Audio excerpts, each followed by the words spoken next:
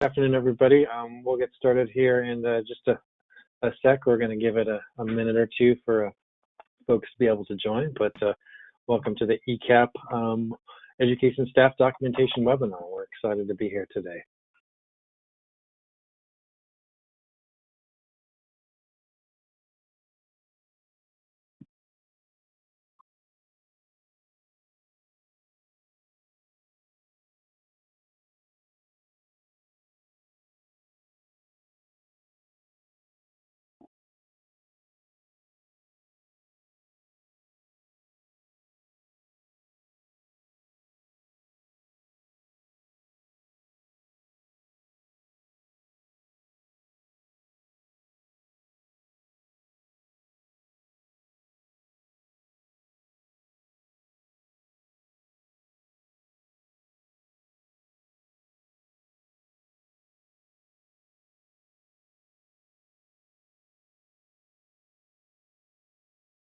Looks like a couple more folks are joining, so we'll just give them a second to connect, and then we'll start.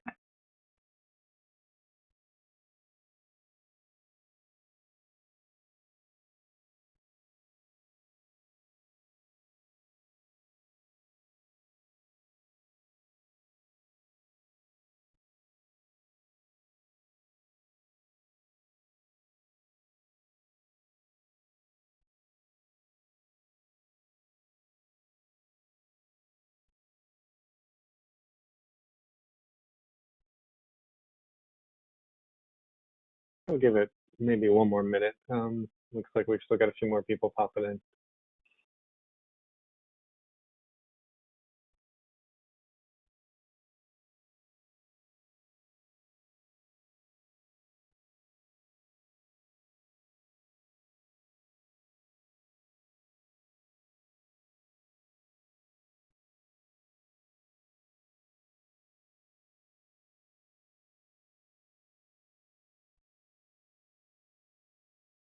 Just do a quick sound check while we're waiting. Can everyone on the line hear us so far? If you cannot hear, go ahead and use the hand raise button.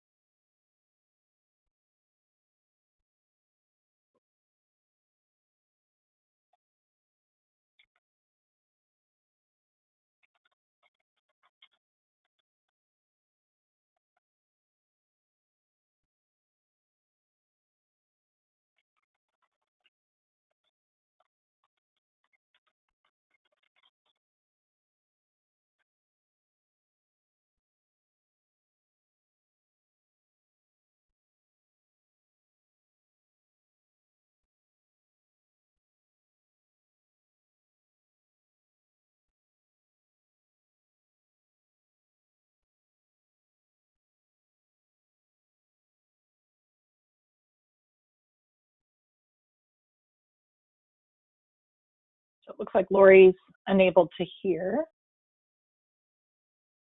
Yeah. I'll work with her. Okay, great. And then I asked in the chat if people could hear, if they could post yes in the chat, if they can hear. Haven't seen from anyone yet. How about, looks like our friend Kim O'Brien wants to be a fly on the wall today, but Kim, since you're at DCYF, could you maybe give us some notification whether you can hear or not? Okay, we're getting some yeses they can hear in the chat. Okay, perfect. All right, awesome. Thank you, everybody, for doing that. And you're already putting stuff in the question box, which is the way we've been doing it, so that we can record everything, so everybody kind of knows what to do. So that's great. So I'm gonna go ahead and get us started. Good morning, or I guess it's not morning anymore, it's afternoon. So good afternoon, welcome, and thank you for joining us today for the ECAP Educational Staff Documentation Webinar. Before we get started, we want to share some information to make this webinar a positive experience for everyone. At this time, it looks like that we've got everybody muted, and I think we're the only ones that have the power to unmute you, but just in case if you do end up being able to do that, if you just make sure that you stay muted when you're not speaking, so everybody can hear, that would be great. And then looks like people have got a handle on the question box, but please use the question box or do a hand raise to be unmuted at an appropriate time if you have a question to ask or a comment to make with that, and we'll keep an eye on that and try to make sure that that's available if people want to speak with their voice with that. And then if anyone is kind of wondering what the heck are you talking about, Jess, that you should have a little pop-up that enables you to be able to do the things you need to do. If you have a bunch of windows open, it could be behind a window, but there should be at least a little vertical bar that has an arrow that's in a red or orange rectangle with a little arrow. That if you click on that, everything should pop up. So hopefully everybody's found that and they're good to go with that. And then we just want to let you know that we'll continue as we did last program year. I'm posting PDFs of information shared in this webinar on the Education Staff Basecamp. And then if anyone wants any information about the content shared today, you can always make a request in the Basecamp, and one of us as the facilitators will follow up via email. So, so yeah. And then go ahead, next slide.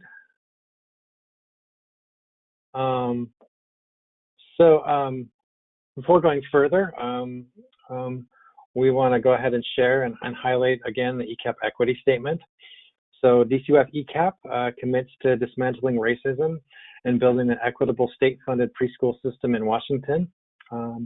Increasing our understanding of and capacity to address the deep-rooted impacts of bias and racism at every level is the highest priority for our team.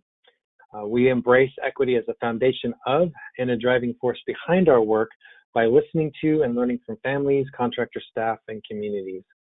And then driven by this commitment, we develop and revise systems, policies, and practices with the goal of eliminating disparities and transforming lives. All right, next slide, please.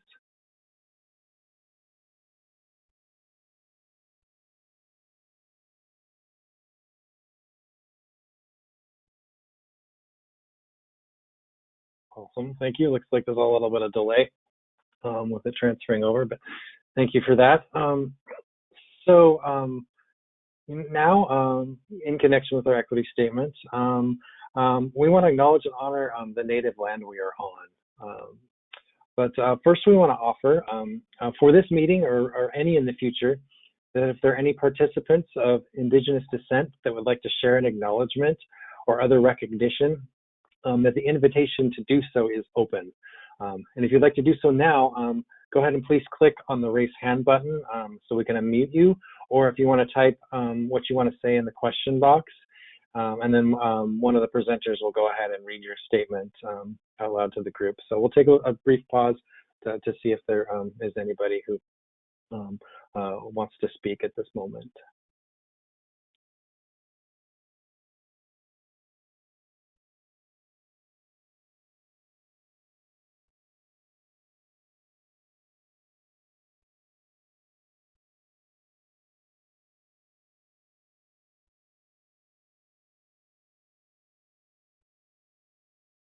Not seeing any hands raised or anything going into the question box or the chat. Do want to acknowledge that Kelly DeBoer did put a link to Indigenous Land Acknowledgement for more information for everybody. If that's something you want to learn more about with that. So I'm going to guess that no one wants to jump in at this point, but if I end up skipping and we notice a little bit later as we get into our introductions and some additional acknowledgement, then we'll take a pause and certainly make room for that. So we would like to begin by acknowledging with respect that the land, our state boundaries, is the traditional and ancestral homelands of multiple indigenous tribes. Indigenous people partnered with the land for shelter, hunting, gathering, healing, and trade, and have stewarded this land since time immemorial. We learn from Indigenous protocol that calls for opening space with reverence and respect. And it's important to remember the lasting impacts of colonization in Washington state and strive to act in undoing the harm. Indigenous people have demonstrated resilience and resistance in the face of violent efforts to separate them from their land, culture, and each other. And we acknowledge the history of these lands and the sovereignty of its original inhabitants and recognize that the land we are all on is Indigenous land.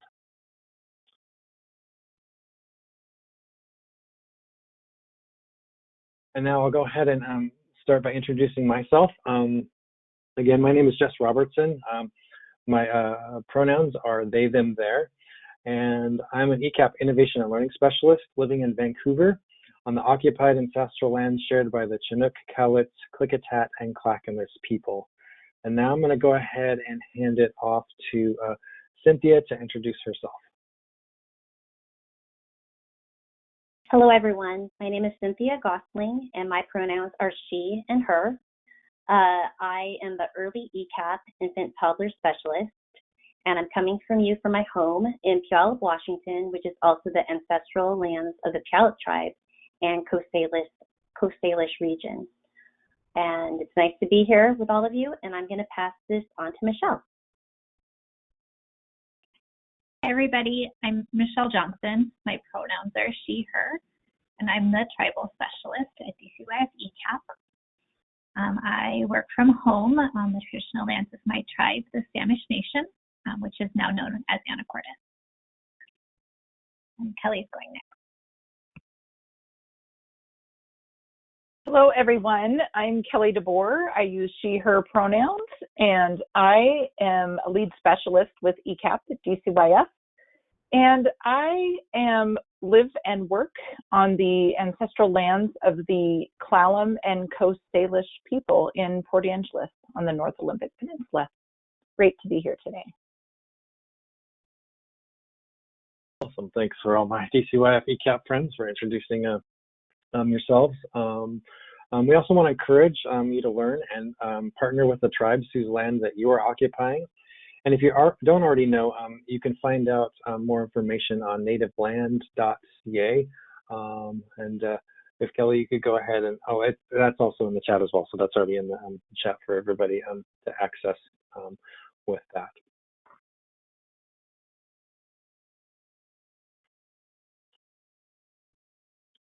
All right, so we also want to give pronoun acknowledgement because those of you that have been with us for a while and to those that are new, we also share our pronouns when we introduce ourselves. So often people use pronouns without really giving them a second thought. But in ECAP, we are working to be inclusive of all people, and this includes diverse gender identities. A person's pronouns are a part of a person's identity just like a name is. And it's important that, like a person's name, we take the time to learn a person's pronouns rather than making assumptions about how to refer to them in conversation or writing. And so while maybe our habits refer to everyone as she or he based on appearances, we recognize that gender is a spectrum, and we can't assume a person's gender or a person's pronouns based on appearances. And I may have used a couple of terms that may be new for some folks. So just to add a little clarity, gender identity means a person's intersense of being a female or woman, male or man, or another gender, including non-binary gender. And this may or may not correspond with an individual's sex assigned at birth. And then gender non-binary means a self-identifying term for people who do not identify with the limited and binary terms that have traditionally described gender identity, for instance, female woman or male man. And then for more information, there's a couple of sites that we can share with you. One is www.mypronouns.org.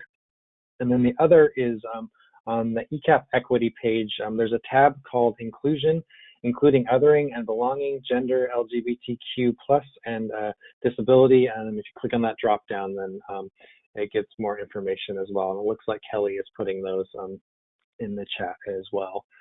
So we have those resources too.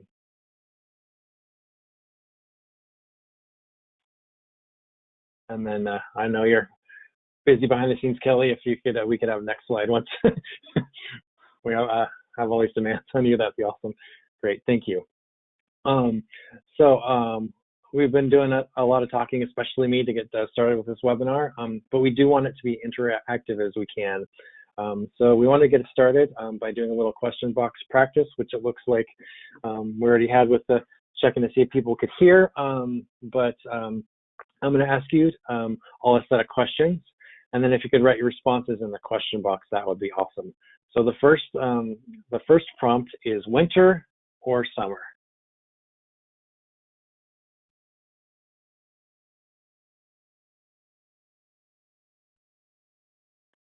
All right, looks like the seasonal choices are starting to blow into the question box. So we got a winter and a summer, and then summer, winter, summer with exclamation points and so on and so forth. So okay, awesome. All right, so the next prompt is cake or pie?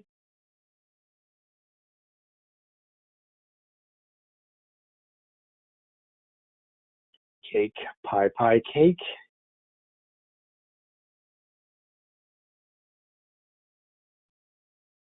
Cake and pie. I'm with you, Amy, on that one.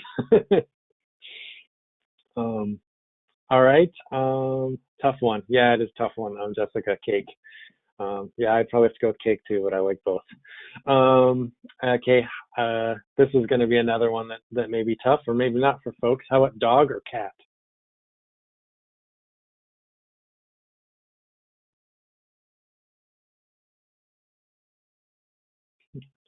I love it, Lori, that you're saying both each time. That's great. And then we got some dogs with that. So awesome. All right. We got two more. Next one is passenger or driver?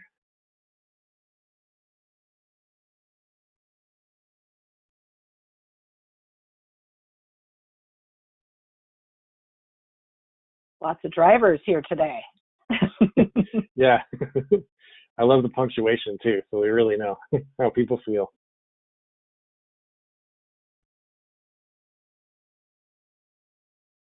All right, and finally, one of the most, I think, important questions of our time. So when we're thinking about toilet paper, do you prefer over or under? I love the over in caps too. Yep. Overwhelmingly over. Yes. Yes. All right. Well, great. That was fun. Thank you for playing along, and we'll be monitoring the question box throughout this presentation. So definitely keep the questions coming. All right. So before we get into objectives for our time together, we want to share a little bit about why this webinar was developed. And ultimately, this webinar came to be due to repeated requests in the field from you all wanting greater guidance on educational documentation. And this has sort of been years in the making. So those of us that were here, especially Kelly, way back in the day, we're pretty excited to make this happen for everybody. And sort of in a nutshell, education documentation provides a fact-based description of children and families' experiences in ECAP. Documentation and notes also let other staff know what is happening with the child and the family. And it includes information such as tracking children's developmental growth, how goal setting is progressing, what resources are needed, what other services are needed, etc. And this is why accurate, adequate, and timely recording of education notes in ELMS is critical to provide quality service, track progress, and then assist in compliance monitoring. That being said, as it is on the slide, the objectives we came with today are have a conversation on the how and why education documentation is used to tell the story of your work to support children and families, to demonstrate how education notes are used to share children's growth and your collaboration with families, and then to reinforce the importance of timely, concise, and accurate and consistent education notes and ELMS. So those are sort of our objectives from the things that we have learned from the field and with our work at ECAP. But we wanted to additionally ask, what else would make this a successful learning event for you? So if you can go ahead and throw anything that you were hoping to learn or wanting to feel successful with today in our question box, then we'll have that information as we move along.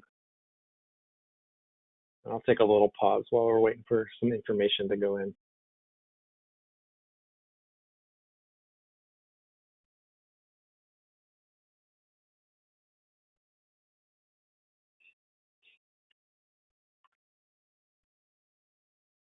And we'll wait for that. I'm looking back at the question box, and Kelly, absolutely, I think overwhelmingly was the appropriate terminology because we have, I think, everybody said over.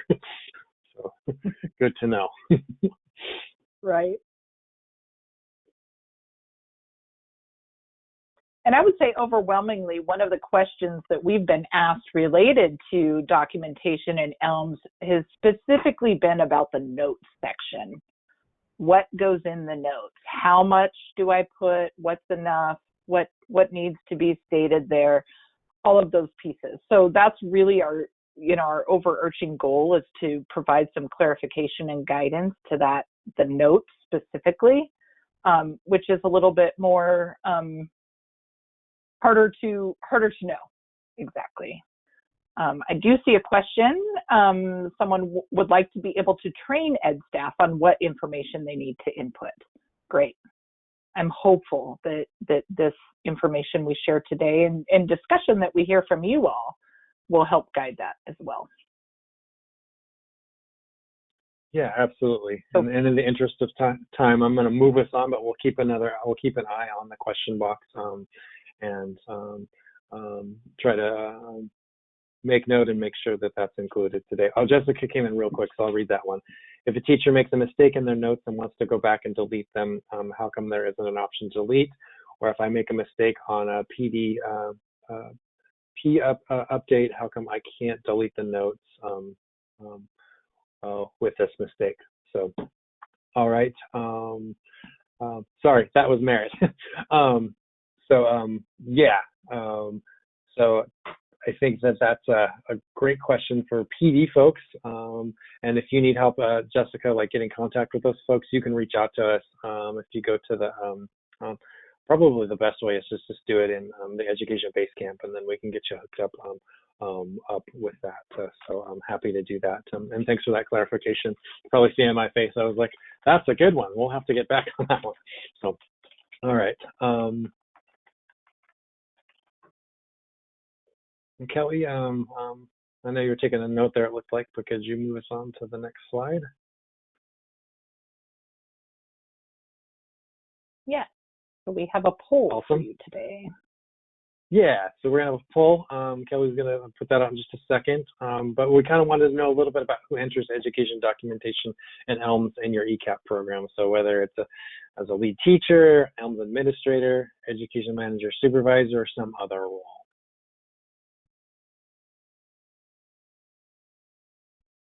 So I have launched the poll. If you cannot see it, feel free to type your response in the question box. We want to make sure we can hear from all of you.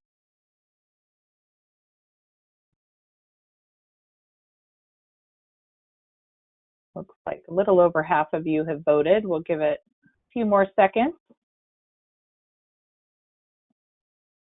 And I do see some responses in the question box as well. I'm going to go ahead and give it 5 more seconds.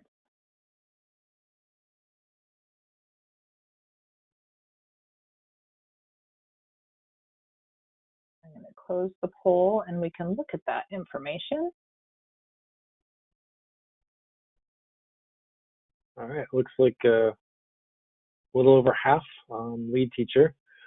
And then we got some education manager supervisors, and then some other roles.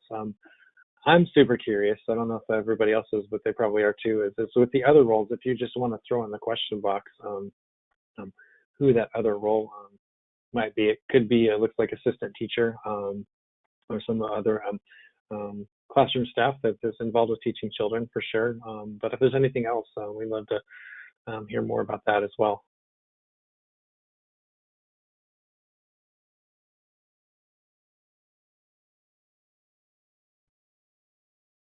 All right, Kelly, can you get the poll results cleared out and then get us back on next slide?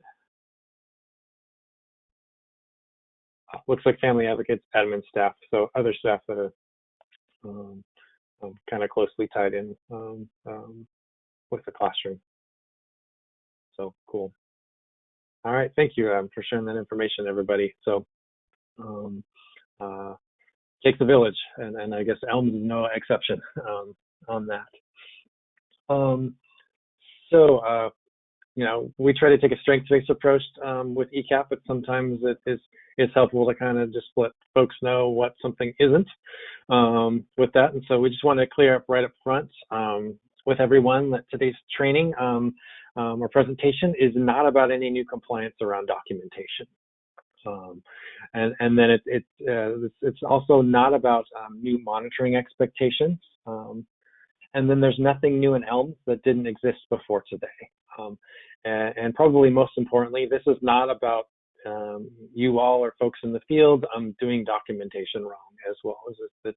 That was not why we put this together. This training was developed based on questions that we received from staff in the field about what should be documented in ELMS. And this presentation is to give you all some more information about how to use your documentation more efficiently, clarifying details, and providing guidance on what notes are helpful to add in ELMS. And hopefully this will help with understanding what DCYF is looking for, and also may result in, ultimately in maybe a little bit of less follow-up from either on-site or virtual monitoring events. Having said that, we just want to make really clear that you must yield to your contractor first. ECAP contractors may have very specific ways in which they would like you to document education notes in ELMS or in child files. And our suggestions should not supersede what your contractor has instructed you to do. So you definitely want to make sure that you know what their agency you work for wants you to do and do it that way. Real quick, are there any questions before we move on?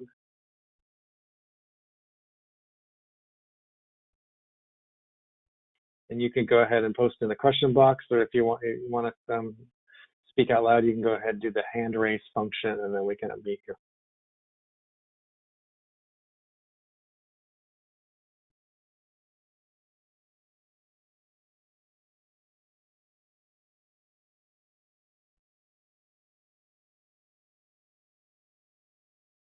All right, doesn't look like there's anything pressing, but we'll definitely keep an eye on the question box and then try to make sure that we get to it if we miss something. So now I'm going to go ahead and hand things off to Kelly DeBoer. And she's going to dig a little deeper into documentation and then what is included in the performance standards. Great, thanks, Jeff. So as I mentioned earlier, when we have been asked questions about documentation in ELMS, one of the most frequently asked questions we get is, what is enough? What is too much? Can we have some examples? As we looked for examples in ELMS for what necessary documentation looks like, there's varying extremes.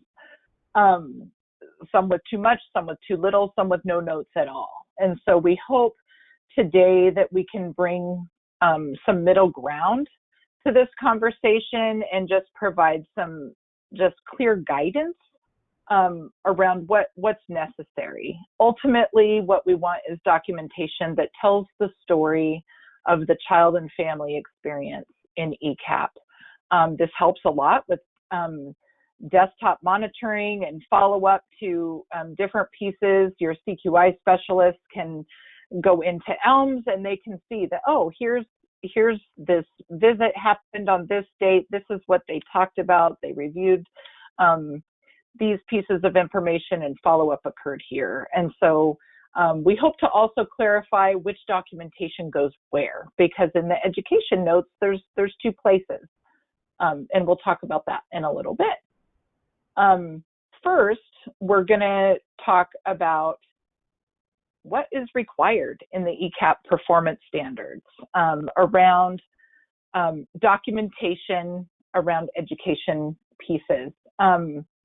I also want to acknowledge some of you may also be doing early ECAP and want to share that at the time the early ECAP standards were developed, ELMS was not yet built for early ECAP, and so the ELMS documentation requirements are not currently in the early ECAP standards.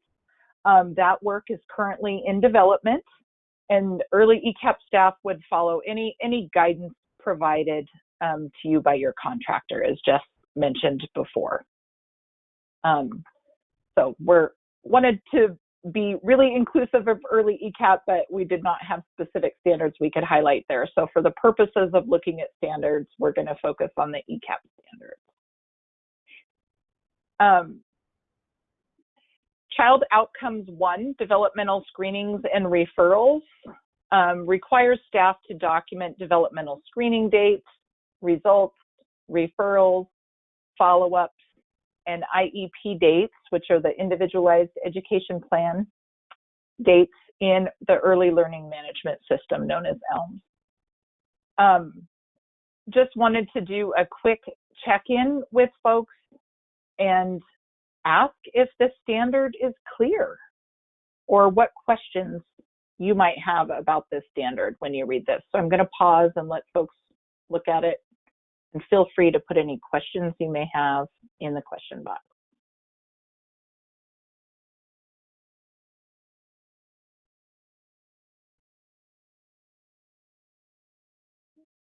This information here that we're talking about, the developmental screenings and referrals, that documentation lives in the Education and Child Development notes, and there is a section for developmental screenings where you check that it was complete and enter the date and possibly the result. Any additional notes could include follow-ups to maybe a screening or a rescreen, referrals to further screening, any IEP meetings that may be taking place for the child. Those go in the Child Development Notes section, and we'll take a look at that a little later. I don't see any questions coming in, so I'm going to go ahead and move on. Family engagement and partnership. Number 3, Parent-Teacher Conference visit content. So the part of that standard around documentation states that staff must document in ELMS the date, location, topics, and summary of discussion for each parent-teacher conference. This includes any follow-up plans and follow-up contacts between parents and teachers outside of the regular conference times. So again, I'm just going to pause briefly here and do a check for any questions relating to this standard and if this standard is clear to folks.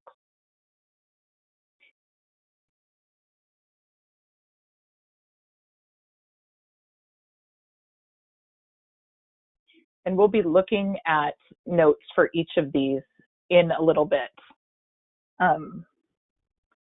It looks like we have one question. How much information needs to be included in the summary of discussion and follow-up notes? And we will be talking about that shortly. So we'll look at that in a bit. Also, it would be awesome if we could upload documents into ELMS for this. This is something we have talked about a lot. And as ELMS continues to evolve, it's something we're considering, but it takes a while to make changes in our data system. And but it's definitely something that came up before, and we appreciate that feedback. So thank you for sharing that with us, and we will be taking that to the team for suggestions as well. Before we get too detailed in the nitty-gritty of documentation, we just wanted to have like an overarching conversation about best practices and acknowledge that the ECAP performance standards and the early ECAP performance standards are the minimum requirements for programs. And so only following the minimum requirement may be the decision that the contractor you work with makes. Ultimately, that's their decision. And thinking about what's required in ELMS, like other performance standards, the standards around ELMS are the minimum requirements. And then we know there's also best practices. So when we're talking about a summary, just wanted to define a few terms. When we're thinking of summary, writing a summary does not involve critiquing or analyzing. It really is providing a clear, objective, accurate account of the most important information from the conversation. The summary should include a statement about each topic checked as it was covered during the conference. The context involves the circumstances that form the setting for an event, statement, or idea, and in terms of which it can be fully understood and assessed. So this could be done by adding language like home visits, goal setting follow-up, resource sharing, etc. And the follow-up really means to gather additional information or to reinforce or evaluate a previous action. So when we're talking follow-up, it's, you know, if the parent completed a developmental screening during a visit, then the follow-up at the next visit would be reviewing that screening and the results. What do you all make of the word summary? Like, what does that mean to you?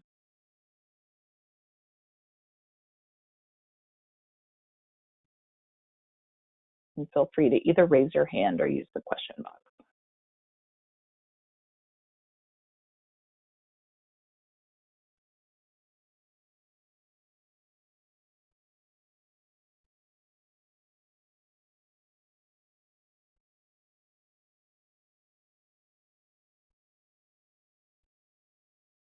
I see a question about having, Jessica, you said I would love to have that in writing so I can take notes on each of those explanations of what they are. Is that the definitions that we just talked about that you're asking about? I just want to make sure. Okay, yes, it is. Okay, great. Perhaps we can put some information that we can make available in Basecamp after the webinar.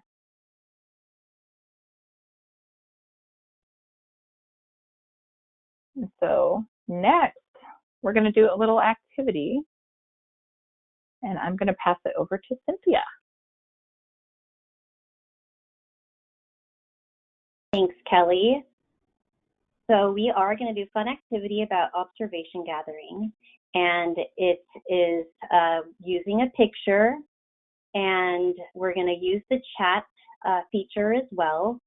So what we're going to do is observe what you see in the picture, and all at once we're going to put what we see, what we observe in the chat, and kind of learn together about what we're documenting. So go ahead and take a peek at that picture and enter in the chat what you observe.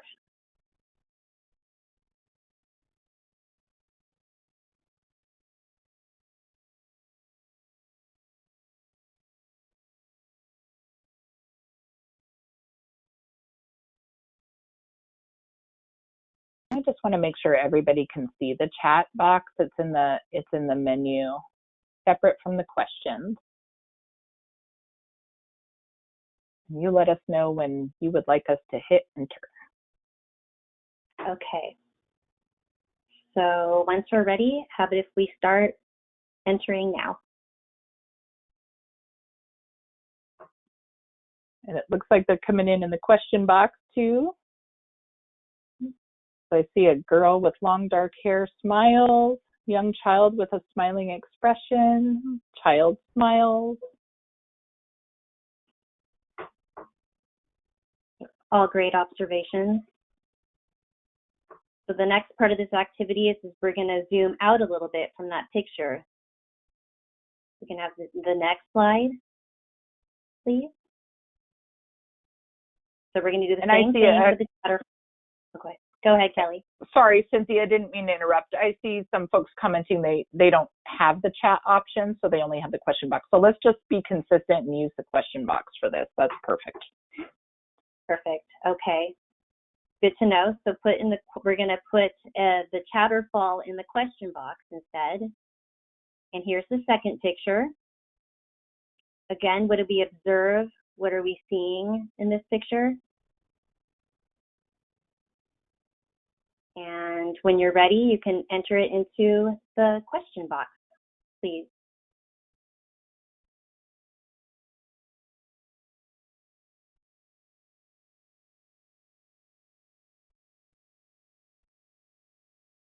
Like we've got a walking, making eye contact, child walking independently, child's walking forward, looking at something with her mouth slightly open, and then a toddler is walking.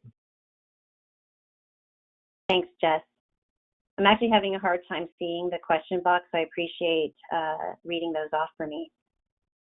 Yeah, no, absolutely. So finally, thank you. So we're finally going to the last picture.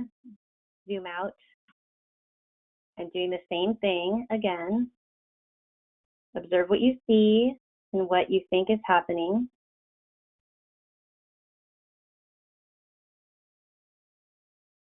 And when you're ready, you can enter into the question box right now.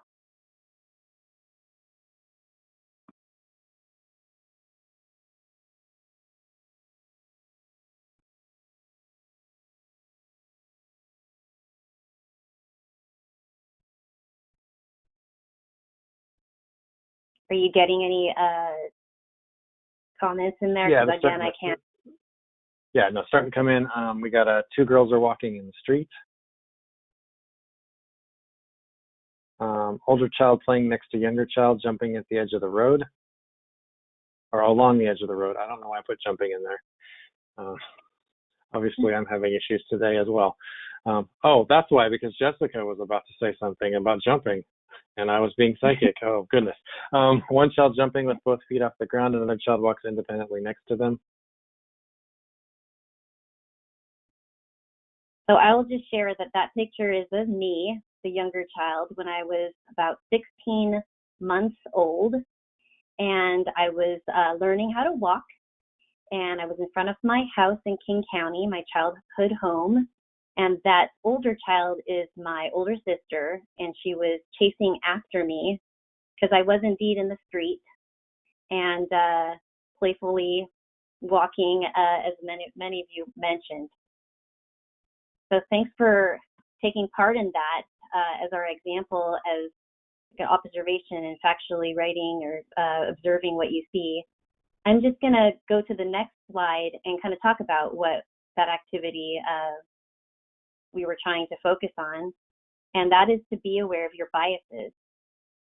All of us have bias. It's natural for humans to have bias. However, that bias can lead us to have judgment and to express our own interpretations in our documentation rather than documenting the facts. And often our documentation of facts can be affected by bias depending on what facts we document.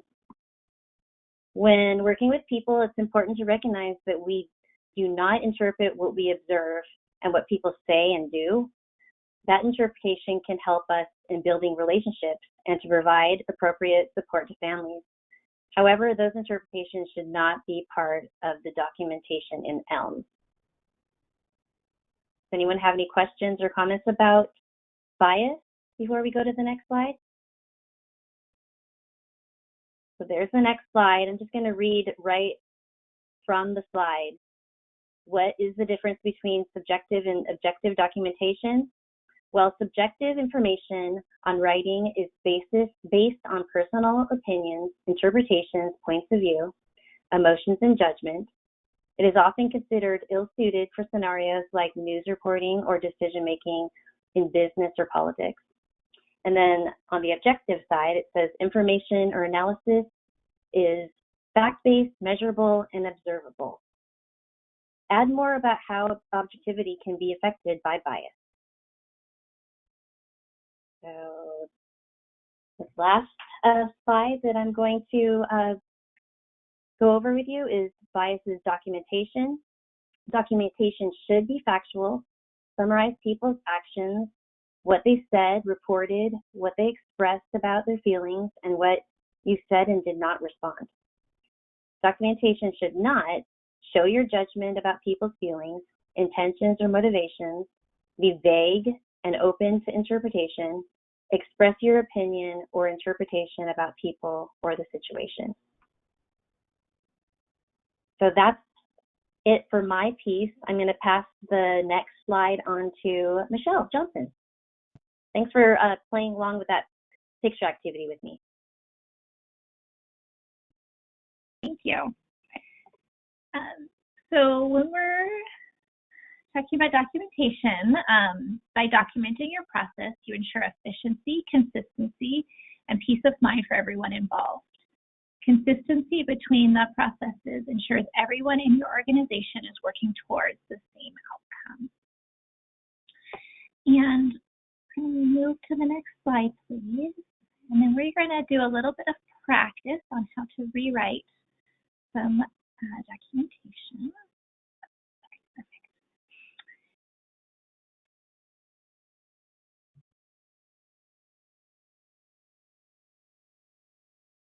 So thinking about objective documentation that we were just talking about, as well as bias you might have, how might you rewrite this piece of documentation to be more factual? I'm going to read it on the screen. So the teacher met with a mom via Zoom. They talked about learning languages, or the languages spoken in the home, and the types of food she eats. The school food is gross, so the teacher is looking for ideas of food she might like. So what are your ideas or thoughts about how this could be written to be more objective and factual? You can put it in the chat or raise your hand, we can unmute you. Anybody has ideas about how this could be more objective, factual?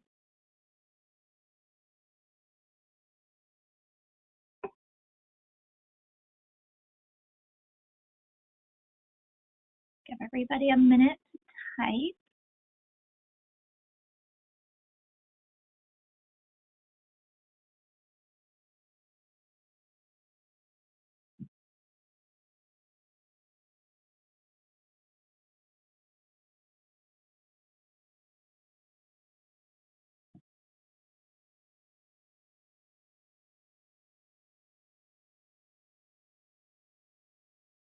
One thing that came to mind when I was reading this was around the school food is gross. Maybe if, you know, an observation of why that is. Is that what the child told the teacher? Maybe did the school, staff observe maybe the child's not eating the food? Oh, yeah, that's just Lori saying the child does not eat the food served at school. Yeah, kind of what I was getting at also. So it was there's lots of reasons why kids don't eat. Sometimes it's food preference. So there can be other reasons also. Yeah.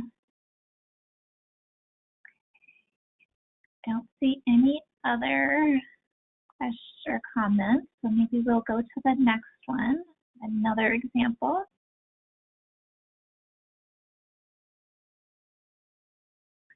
And this one, mom shares the school menu is not nutritious. Yeah, that's a good point. The family might have some different priorities or thoughts about what children should be eating at school. Families could be concerned about what the children are eating. Yeah, good point. Thank you. And so for this example, the teacher shares about the spring checkpoint and that Jamie enjoys dramatic play and art.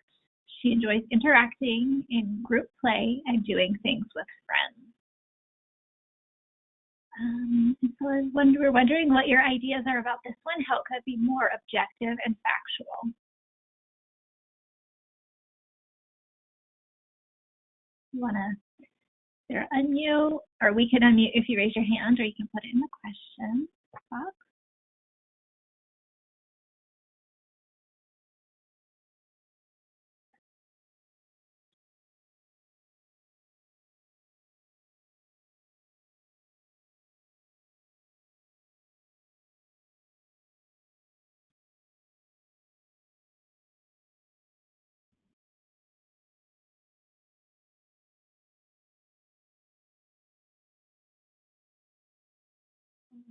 Lori said Jamie, excuse me, likes to wear dresses in the dramatic play area and prepares soup at the stove.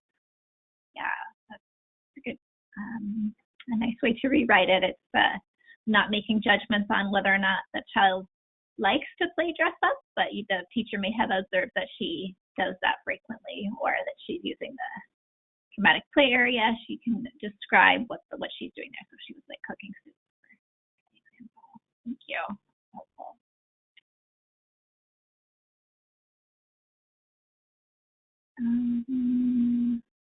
Just gonna give another little bit of time to see if anybody else is typing. Thanks.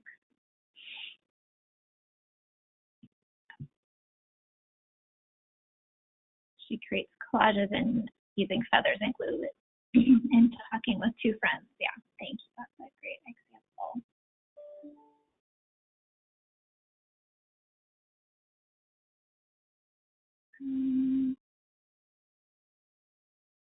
Okay. So when we are thinking about how to protect families' confidentiality and privacy, it's really important when documenting to share factual information, but also be aware of sensitive information that a family might share with you. So things like mental health, substance use, CPS involvement, court involvement, or domestic violence can be really sensitive for families. So you want to be really careful how you document that in ELMS. So when you're documenting, you want to share what was discussed and any resources that you shared with the family. But describe what you talked about in more general ways that doesn't share the family's private sensitive information.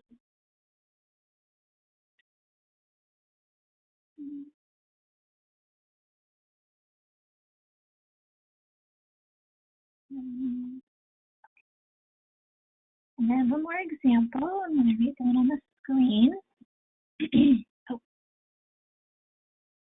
Give an example. Is that for the slide? I'm assuming that is the last slide.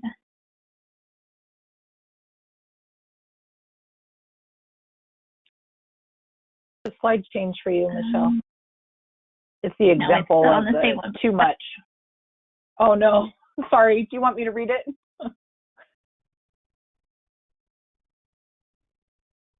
Oh, no, it is on that one now. Sorry. Yes, it just took a minute. Okay, sorry. Waiting for the slides. So at the first ParentTeacher Conference, the family's doing okay, but the mom is dealing with deep depression and anxiety. The stress of COVID is too much for her and she needs a break. Mom works from home and is trying to balance work and parenting simultaneously.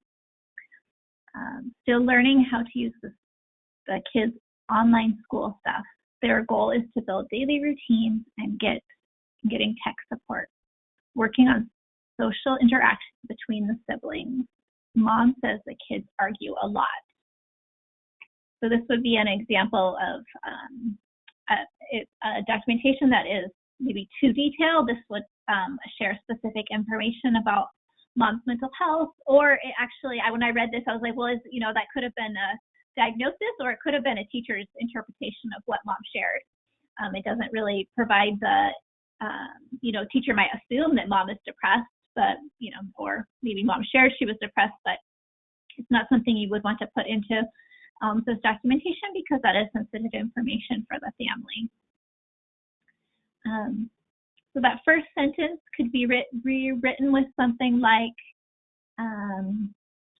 you know, mom is feeling overwhelmed with the COVID pandemic, and then share what kind of if you offered resources to the family for that situation, instead of either making assumptions or sharing information about mental health.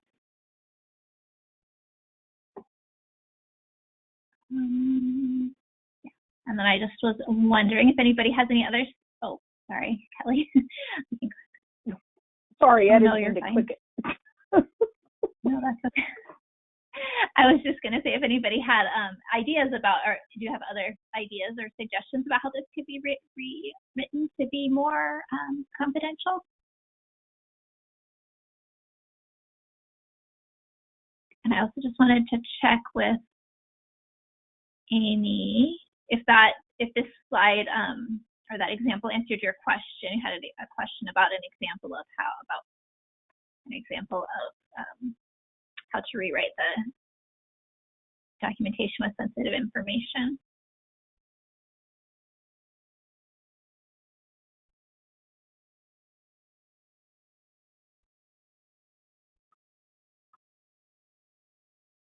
And I would offer too, it's always okay to, I see that, Amy, overwhelmed could be subjective too. And I think it's always okay, you know, to say mom shared some challenges she's working through. See child file for more details. It's okay to put that in there as a statement to show that maybe there's more documentation in the file, but it doesn't necessarily need to be an ELMS, other than an acknowledgement that information was shared.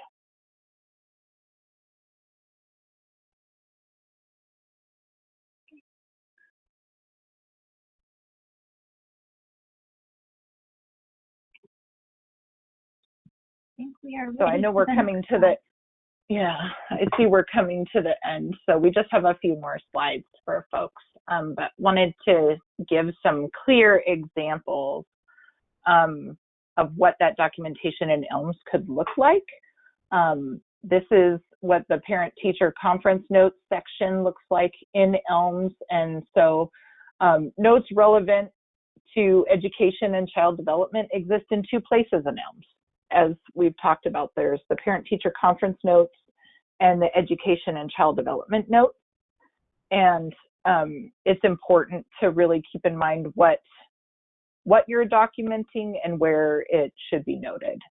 The Parent-Teacher Conference notes are intended to document exactly that, the conferences between the teacher and the parent or guardian, including the checklist of topics to choose from when documenting conferences. Ideally, you would check each topic that you covered during the conference and provide a brief description or statement of the conversation in the notes section for each topic checked. And so there's an example on the slide here, but I'm not going to go into details about the example. I'm just going to cover, you can see that goals for the child is listed under the topics, and there's no reference to the child's goals in the notes or follow-up plan. So this is something we would want to see. If an item is checked in topics, there should be a note that covers that piece there. And that's often something that is missed in ELMS documentation. That helps us really see the story in ELMS for the family and what's happening and what's been covered on a visit. And if we see all of that information here during program monitoring, there's no need to look at the hard copy file. So it does make the monitoring process go a little quicker too, when the necessary details are in there. And I will skip to the next slide here. For education and child development notes, this is where documentation for developmental screenings, referrals, rescreens, individualized education plans, or individualized family support plans for early ECAP folks, and where you could document any concerns the parent shares or referrals provided in this area. For example, if the teacher attended an IEP meeting with the parent in the school district, they could document that here in the child development notes. The example here shows that, dad expressed a concern about child's language development and motor skills, and the date. That's simple but to the point. And then it looks like follow-up was done. There was an ASQ screening that showed area of concern, referred dad to child find for further evaluation. So that's really the notes we would want to see in that education and child development area.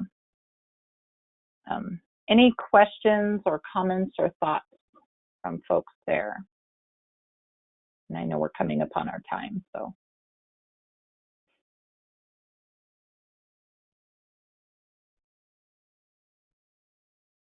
Amy asked if that info came about during a conference, would it go in both places? It would not need to go in both. I think if it was discussed during a conference, I think it's fair to, put the information in the conference notes and perhaps a date. If there's an upcoming meeting or something for the child around their screening or concerns, that would go in the education child development notes section.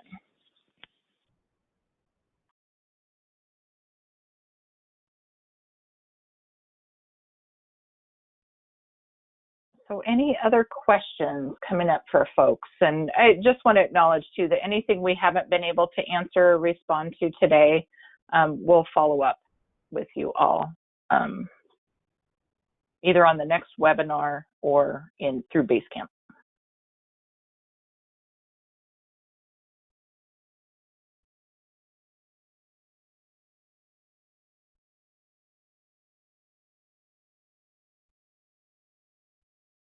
And we can certainly unmute you too if you'd rather talk.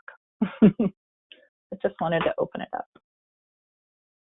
Are there still any unanswered questions out there that we can address in the future?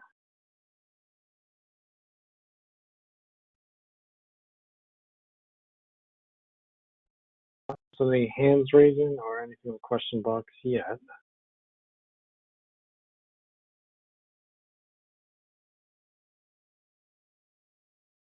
And feel free, if something comes up after the webinar or you get some questions from staff that you're just not sure about, feel free to reach out to ecap@dcys.wa.gov and we will follow up with you. And you can also reach out to us on Basecamp.